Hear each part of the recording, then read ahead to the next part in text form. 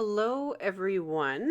So I've got a fun watercolor card for you guys today. I actually wasn't planning on filming this because, as always, I'm running behind. I've had a lot on my plate lately, but I wanted to, one, get my card done for the Stamping Bella Bellarific Friday challenge, and two, I wanted to just sit and craft and not really put too much thought into it. So coloring is always somewhat therapeutic.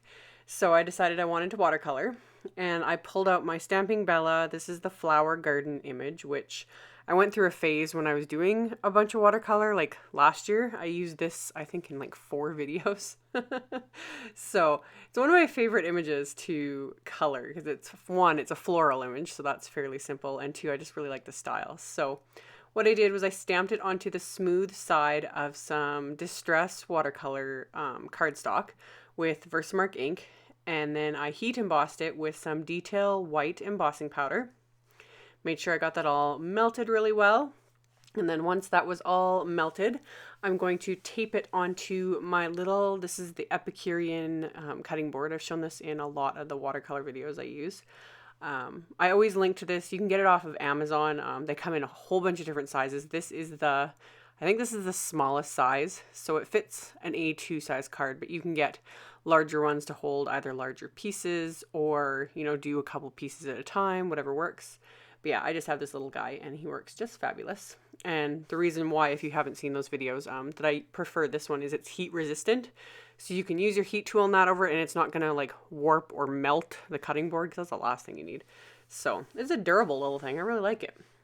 So the challenge for this week was a color challenge. I always post on my blog post, like every Friday when I do the Bellarific Friday card, I post like what it is I was participating in from last week. And then when I remember, I post the new challenge. And it gets posted on the Stamping Bella blog as well. So yeah, this week it was a color challenge. And I really liked, it was oranges and yellows and blues. And it was just such a pretty color combo. So I decided I wanted the flowers to be kind of orange and yellow. And I am using my White Nights Artist Watercolor palette. Again, I've shown this in a few videos as well.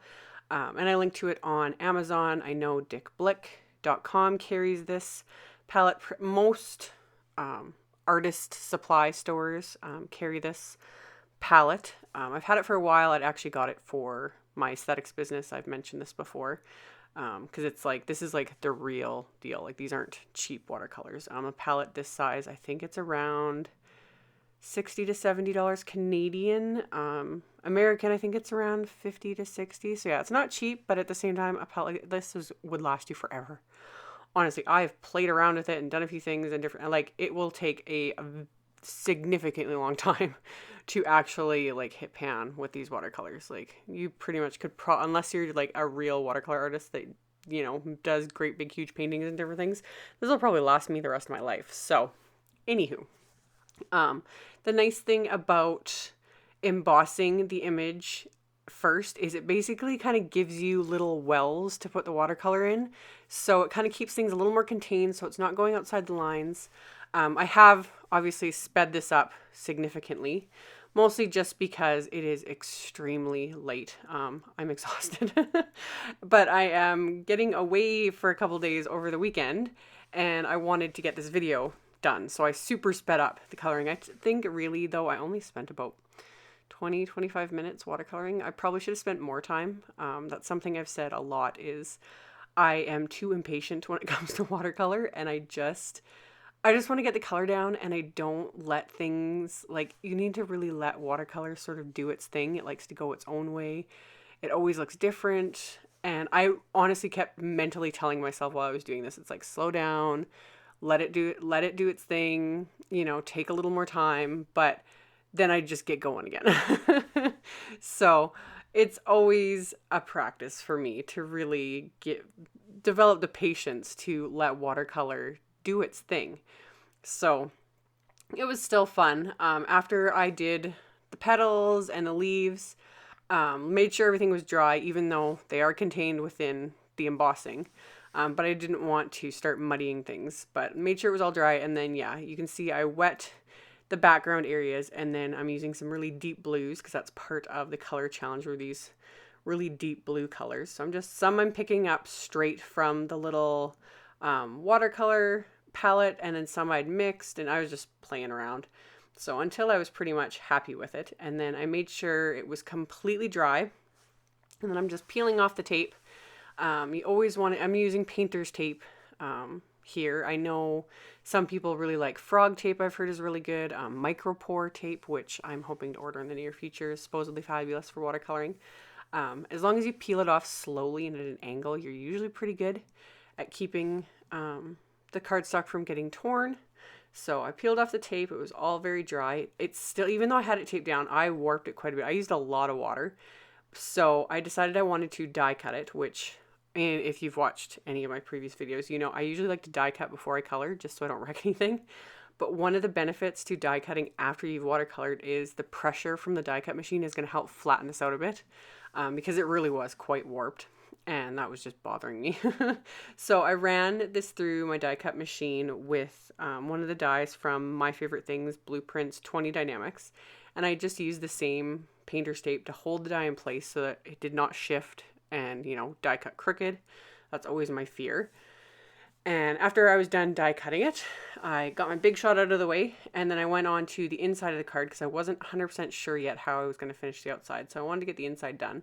So I just inked up the stamp again with My Favorite Things Banana Split and Orange Fizz ink. I inked it up with a Banana Split first, and then I just took the corner of the Orange Fizz ink and just kind of mushed it in here and there just so I'd get a multicolored image.